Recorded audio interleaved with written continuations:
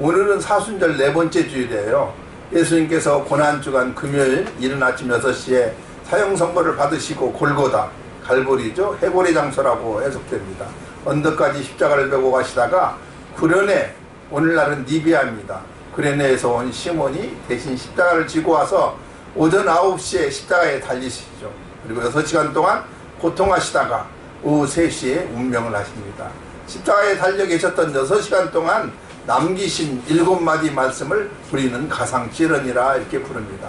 누가복음 23장에서 첫 번째와 두 번째 말씀, 7번째 말씀이 기록되어 있고, 요한복음 19장에서는 세 번째와 다섯 번째와 여섯 번째 말씀이 기록되어 있고, 마태복음 27장과 마가복음 15장에는 네 번째 말씀을 하셨어요. 이 가상칠언의 한 말씀은 하늘과 땅 사이에서 주님이 바친 중보의 기도요, 우리에게 남긴 최후 메시지다, 이렇게 생각하시면 됩니다. 오늘은 지난주에 이어서 세 번째 말씀을 우리가 묵상하기를 원합니다. 첫 번째 말씀이 누가복음 23장 34절에 아버지여 저희를 사하여 주옵소서 자기 하는 것을 알지 못함이나이다 하시더라, 이 말씀이었고요. 두 번째 말씀이 누가복음 23장 43절에 내가 진실로 내게 이르노니 오늘 내가 나와 함께 낙원에 있으리라 였어요. 예수님께서 십자가에서 세 번째 하신 말씀은 온전한 하나님인 동시에 온전한 사람이셨던 우리 주님께서 육신의 모친을 위해서 하신 그러한 말씀이에요. 세 번째 말씀은 요한복음 19장 26절 말씀입니다. 십자가 가장 잔인한 저주의 형벌 속에서 살기등등한 그러한 두려움 모자리에 4명의 여인이 지키고 있었어요. 수제자 베드로도 두려워 떨며 도망한 그 자리에 십자가 곁 살벌한 현장에 연약한 여인들이 있었다는 거예요. 사랑은 모든 두려움을 이기는 힘이 있습니다. 홀로 쓰라린 고통을 받으시는 주님의 곁을 떠날 수 없는 주님을 향한 사랑이 엄습하는 이러한 공포를 이기게 할 수가 있었던 거예요. 우리는 주께서 십자가 지실 그때 어디에 있었는가 한번 생각해 보세요. 주님의 십자가 곁을 지켰던 여인들 중 한 사람은 바로 주님의 어머니였습니다. 주님께서 어머니를 향해 보소서 아들이니다 라고 말씀하십니다. 주님은 생명이 끊어지는 극한의 고통 속에서도 어머니를 염려하셨다는 거예요. 못 박힌 손과 발에서 피를 쏟으시며 숨조차 제대로 쉴 수 없는 상황 속에서 어머니를 향한 간절하고 진실한 사랑을 드러내셨던 것이죠. 주님께서 십자가 고통을 당하시면서 십자가 곁에 모친 마리아와 또한 이모 엘리사벳, 글로바의 아내 마리아, 또한 막달라 마리아, 그리고 사랑하는 제자 사도 요한이 서 있는 것을 보셨어요.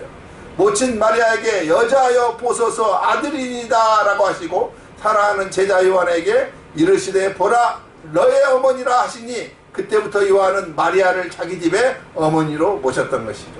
그 요한은 소아시아 수도 에베소에서 교회를 개척하여 목회를 할 때 마리아를 믿음의 어머니로 모시고 있다가 결국은 AD 50년에 마리아가 별세하여 그곳에 매장을 하여 기념교회를 성지순례하시면서 방문하시게 됩니다. 그 옆에 결국은 106세까지 사역을 한 이 사도 요한도 결국은 묻히게 되었어요. 우리가 정말 주님을 사랑한다면 주님이 사랑하시는 사람들도 나도 사랑할 수 있어야 하는 것이죠. 아내가 사랑스러우면 저같이 말뚝을 보고도 절한다는 말이 있듯이, 우리가 주님을 사랑한다면 주님이 사랑하시는 사람을 사랑할 줄 알아야만 합니다. 내가 남편을 사랑한다면 남편이 사랑하는 사람도 사랑할 줄 알아야 하고, 내가 아내를 사랑한다면 아내가 사랑하는 것을 사랑할 줄 알아야 해요. 이것이 참된 사랑인 것입니다. 요한은 주님의 모친 마리아를 끝까지 사랑하며 모심으로써 주님에 대한 자기의 사랑이 진실하다는 사실을 확인시켜 주었어요. 요한복음 19장에서 보라 혹은 보소서라는 말이 3번 나옵니다. 집중과 관심을 끄는 단어죠. 첫 번째는 요한복음 19장 14절에 보니까 빌라도가 유대인들에게 이르되 보라 너희의 왕이로다 이렇게 말합니다. 여기서 보라, 유대인의 왕을 첫 번째 보라는 조롱의 감탄사였어요.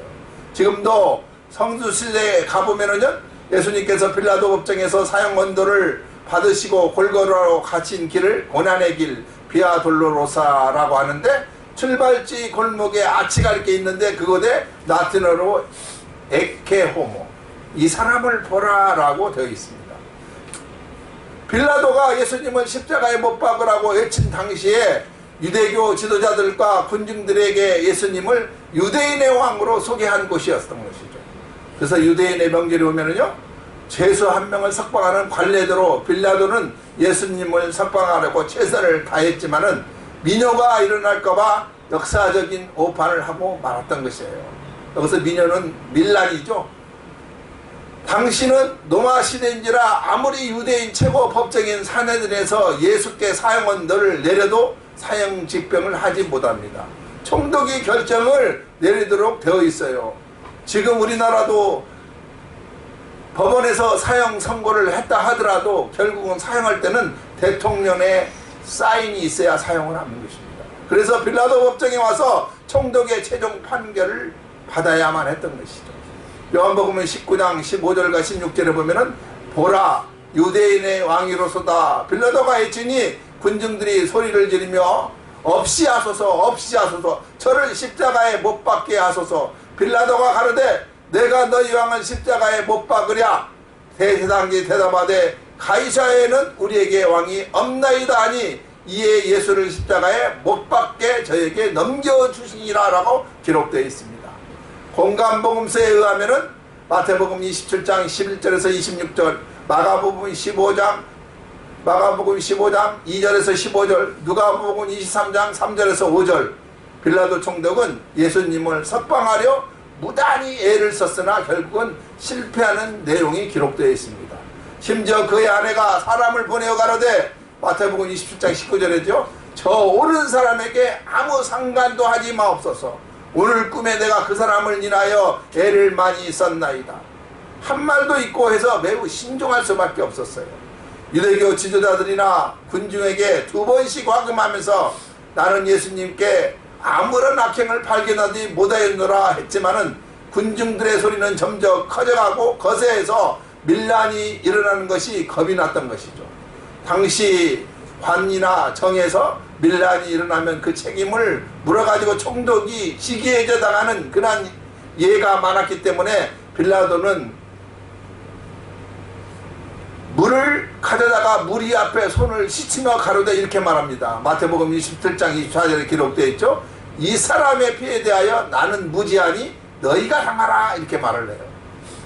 그러나 백성이 대답합니다. 이렇게 말해요. 마태복음 20장 25절에 그 피를 우리야 우리 자손에게 돌릴지어다 이렇게 말합니다. 말이 씨가 된다는 그런 말이 있어요.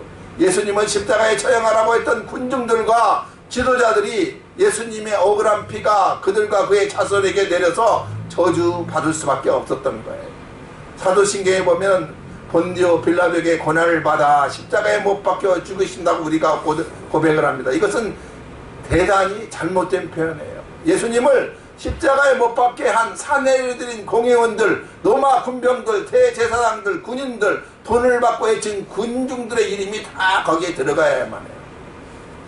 예수님의 십자가의 명패는 유대인의 왕 예수를 히브리어로, 로마, 라틴어로, 헬라어로 3개 언어로 기록되고 있음을 볼 수가 있고, 빌라도 법정에서 예수님을 유대인의 왕으로 조롱하는 장면이 마태복음 27장에 자세하게 기록되어 있습니다. 마태복음 27장 27절에서 31절에 기록되어 있어요.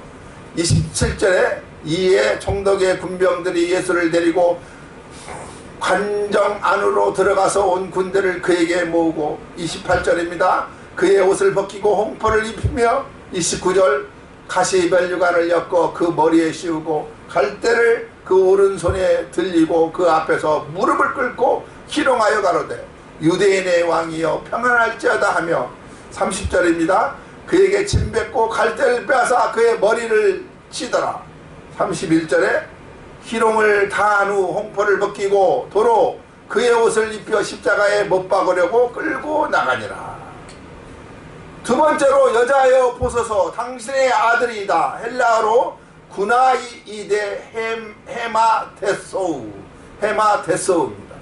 이 말씀은 십자가상에서 슬픔과 탄식으로 피눈물을 쏟고 계시는 육신의 어머니 마리아에게 하신 그런 말씀인데, 그 어머님을 어마마마라고 표현한 군아이라고 부르시고 있어요. 군아이를 우리말로 여자여, 영어로는 우먼이라 이렇게 번역하니까 다소 천박하게 느껴지나 헬라어 원문으로 보면은 여성을 최대로 존경하는 표현이 군아이예요. 주님께서 첫 번 기적을 베푸신 갈릴리 하부지에게 이찬 가나 혼인잔치가 있었어요. 요한복음 2장 1절에서 5절에 기록되어 있죠.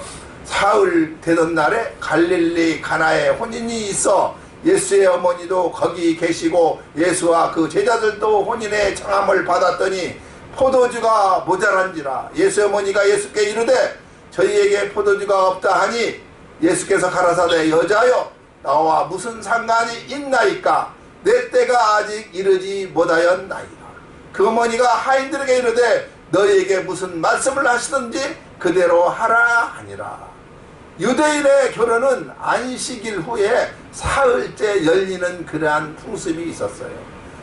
창조 3일째 하나님께서 두 가지 창조하시면서 두 번씩이나 보시기에 좋았다라고 말씀하셨기 때문이었고 육지의 풀과 채소와 씨 맺는 과일이 풍성하게 열리는 말씀대로 생육하고 번성하게 땅에 충만한 그러한 결혼이 되어서 자녀손 많이 생산하는 의미로서 그렇게 열었던 것이죠.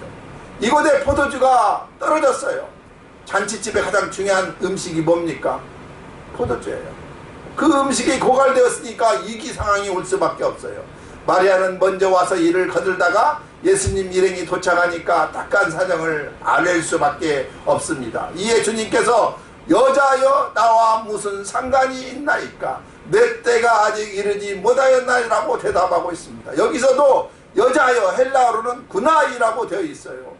어머니의 높임말로 우리말로 번역하면 어마마마 이 잔치집에 포도주가 떨어진 일로 저희의 메시아임을 공개적으로 드러내야 합니까? 아직 영광을 받을 때가 아닙니다라는 그런 의미의 말씀이에요.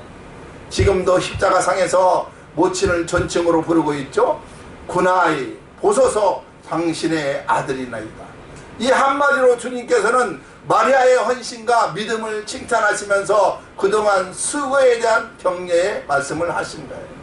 하나님께서 인생을 창조하셨지만 최초 인간은 하나님의 말씀에 불순종하여 따먹지 말라는 선과 악을 알게 하는 나무의 가시를 먹고 말았잖아요.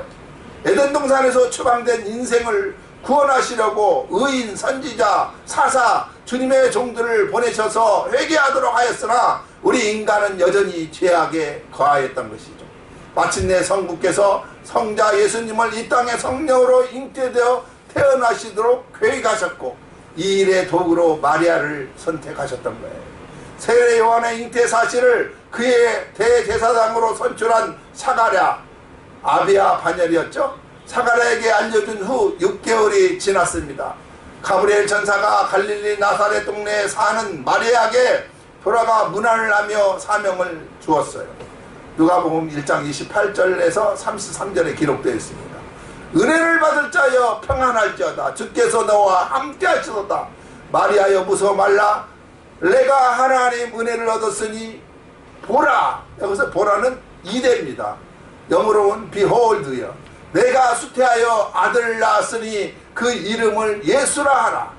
저가 큰 자가 되고 지극히 높으신 이의 아들이라 일것을 것이요.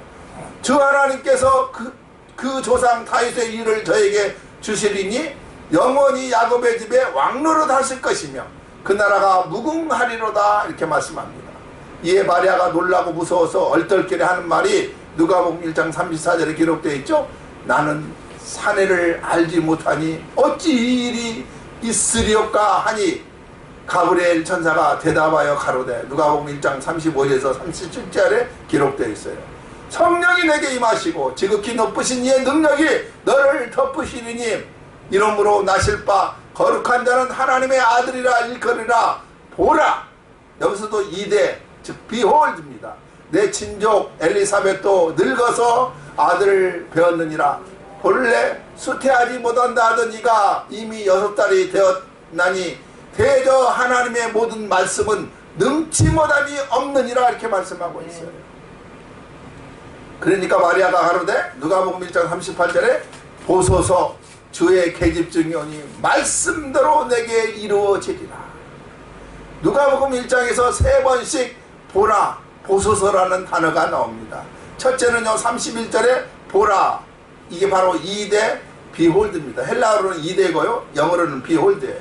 내가 수태하여 아들을 낳으리니 그 이름을 예수라 하고, 두 번째 36절에 보라, 여기도 똑같아요. 2대 비홀드. 내 친족 엘리사벳이 늙어서 아들을 배웠느니라. 세 번째는 38절에 보소서, 여기도 2대 비홀드입니다. 주의 계집증이 오니 말씀대로 내게 이루어지이다. 이 표현은 불가능한 것을 이룰 때 쓰신 감탄타였음을 알 수가 있습니다. 보소서, 당신의 아들이 나이다. 즉 당신은 메시아 탄생의 기약에 쓰임을 받았던 어머님이십니다 라는 그러한 말의 표현이에요. 이 한마디로 마리아의 순종과 헌신, 믿음과 수고를 우리 주님께서 인정해 주신 거예요. 마리아는 약혼녀로 남편 없이 임신되었기에 약혼자인 요셉으로부터 소송을 당하면 간음죄로 동네에서 돌로 공개처형을 받을 각오를 하고 이 사명을 순종했던 여인이었습니다. 감사하게도 요셉은 의로운 사람이었기 때문에 하나님께서 꿈의 임신의 비밀을 알게 되어 소송하지 않고 이 거룩한 성육신 사건의 협조자가 될 수 있었던 거예요. 마태복음 1장 18절에서 25절에 보면은요, 18절 예수 그리스도의 나심은 이러하니라. 그 모친 마리아가 요셉과 정혼하고 동거하기 전에 성령으로 잉태된 것이 나타났더니 그 남편 요셉은 의로운 사람이라 저를 드러내지 아니하고 가만히 끌고자 하여. 이 일을 생각할 때 주의 사자가 현몽하여 가로되 다윗의 자손 요셉아, 내 아내 마리아 데려오기를 무서워하지 말라. 저에게 잉태된 자는 성령으로 된 것이니라. 아들을 낳으리니 그 이름을 예수라 하라. 이는 그가 자기 백성을 저희 죄에서 구원할 자임이라 하시라. 이 모든 일에 된 것은 주께서 선지자로 하신 말씀을 이루려 하심이라. 가라사대 보라, 처녀가 잉태하여 아들을 낳을 것이요 그 이름은 임마누엘이라 하리라 하셨으니, 이를 번역한듯 하나님이 우리와 함께 계시다 함이라. 24절입니다. 요셉이 잠을 깨어 일어나서 주의 사자의 분부대로 행하여 그 아내를 데려왔으나 25절 아들을 낳기까지 동침치 아니하더니 나음의 이름을 예수라 하니라. 예수님의 공생의 초기에 어머니 마리아가 예수님의 육신의 동생들을 데리고 가버나움에 가르치고 계시던 예수님을 찾아가 방문했던 사건이 기록되어 있습니다. 그게 마태복음 12장 46절에 되어 있죠. 예수께서 우리에게 말씀하실 때 보라, 이때도 2대 비홀드입니다. 그 모친과 동생들이 예수께 말하려고 밖에 섰더니 한 사람이 예수께 보고하기를 보소서, 이 말도 2대 바로 비홀드예요. 당신의 모친과 동생들이 당신에게 말하려고 밖에 섰나이다.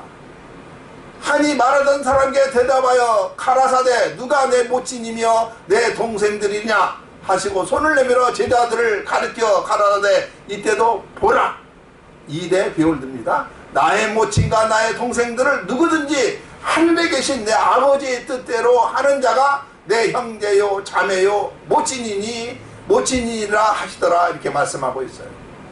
어떻게 보면요, 불의하는 사람 같아도 이것이 사실이에요.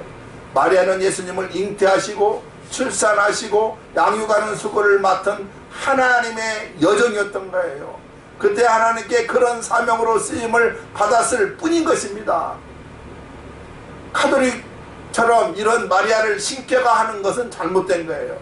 더군다나 381년 에베소의 회의에서 마리아를 하나님의 어머니 데오테코스라고 부른 카톨릭에 반발하여 안디옥 학파는 그리스도의 어머니 크리스토토코스라 이렇게 해서 캐톨릭이 이에 앞장선 네스토리를 교리상 단성론자로 이단으로 정죄한 것은 역사적 오판이다, 이렇게 말할 수가 있어요.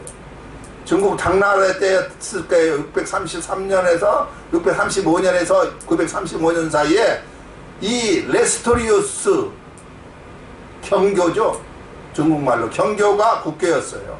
신라의 불교 고승들이 그 당시 중국의 불교를 유학으로 갔다가 경교를 배우고 받아들여서 결국은 세례받고 돌 십자가와 성경을 선물로 받아와서 신라 때 화랑도가 시작되었음을 알 수가 있습니다. 반드시 경교는 오늘날 재심을 받아 이단의 누명을 벗어나야 하는 그러한 종교예요. 카톨릭의 마리아 숭배 사상은 비성경적인 그러한 것입니다. 그것이 바로 이단이에요. 세 번째 십자가상에서 예수님께서는요, 주님의 사랑하는 제자이면서 요한복음을 저술한 사도 요한에게 어머니 마리아를 부탁하시면서 이때 보라, 이대, 비홀드, 내 어머니라 하시니 그때부터 요한은 마리아를 자기 집에 모시고 그가 가는 곳마다 모시고 따라다녔다고 기록하고 있어요. 주님께서 성천하신 후에도 예루살렘을 떠나지 않고 주님께 약속하신 성령님을 기다리면서 마가의 다락방에서 120문도가 기도에 전혀 힘을 썼다고 성경은 기록합니다. 이 자리에서 사도 요한도 같이 있었고 예수님의 모친 마리아도 같이 있었다는 거예요. 사도행전 1장 13절에서 15절까지 기록되어 있습니다. 들어가 저희 유하는 다락방에 올라가니 베드로, 요한, 야고보, 안드레와 빌립, 도마와 바돌레바와 마테와 및 알페의 아들 야고보와 셀로신 시몬, 야고보의 아들 유다가 다 거기 있어 여자아들과 예수의 모친 마리아와 예수의 아우들도 더불어 마음을 같이하여 저녁 기도에 힘쓰니라. 모인 무리의 수가 120명이나 되더라. 사도 요한의 땅끝 성경은 당시 소아시아 수도 에베소였음을 알 수가 있습니다. 그곳에 마리아를 모시고 가서 어머님으로 효도를 다해드리고 마리아가 50년에 AD 50년에 별세하신다는데 70년을 사셨어요. 에베소 교회 지하에 묘실이 있습니다. 사도 요한이 노년까지 목회의 길을 다 마치고 106세에 별세하면서 어머니 마리아 곁에 묻혀있는 것을 에베소에 가면 확인할 수가 있다는 것이죠. 당시 에베소는 에게만에 위치한 카이스트 그란 강 입구에 세워진 항구 도시로서 아시아의 중요한 상업과 무역의 중심 도시였어요. 신약시대에는 인구 25만 명의 도시로 성장을 했던 도시입니다. 이 도시는 자유시로부터 로마로부터 자치권을 부여받았던 정치적으로 중요한 도시였어요. 이 도시에는 신전, 거대한 경기장, 시장, 그리고 극장, 목욕탕, 공회 등 로마의 전형적인 그러한 도시입니다. 다이아나, 달의 신을 다이아나 이렇게 말하는데, 혹은 아데미, 바로 사냥의 수호신이라고 말하는데 이런 신전이 있었고, 이 신전은 아테네의 파르테논 신전보다 4배나 큰 신전으로서 많은 예술가들이 손으로 장식되었다 이렇게 말하고 있습니다. 이방신 아데미 신의 제사로 유명하고 특히 이방의 미신적인 행위로 소문난 도시가 바로 이 도시였어요. 발람의 교훈을 지키는 니골당 당의 영향이 있었던 도시였어요. 이들은 이방의 우상 제사에 참여하고 우상의 제물을 먹어도 죄가 안 된다는 그런 주장을 했지만 이것은 영지주의 사상이었음을 알 수가 있습니다. 이란 에베소에서 사도 요한은 복음을 전하고 서로 사랑하라는 교회 표어를 중심으로 사랑의 목회를 살아있는 순교자로 하였던 것이죠. 사랑하는 성도 여러분, 예수님과 사도 요한의 효성을 우리는 본받을 줄 알아야만 합니다. 출애굽기 20장 12절에 내 부모를 공경하라 그리하면 너의 하나님 나 여호와가 내게 준 땅에서 내 생명이 길리라를 실천하시는 저와 여러분이 되시기를 소망합니다. 아멘. 육신의 어머니를 잘 효도하니까 사도 요한은 106세까지 살 수가 있었잖아요. 십계명 우편 돌파는 하나님 사랑, 왼쪽 돌파는 이웃 사랑을 가르치고 있어요. 이 두 돌판을 이어주는 계명이 바로 5계명으로 보이지 않는 하나님의 사랑을 보이는 부모의 사랑을 통해서 실천하도록 우리에게 부모님을 주셨다는 사실을 우리는 알아야만 합니다.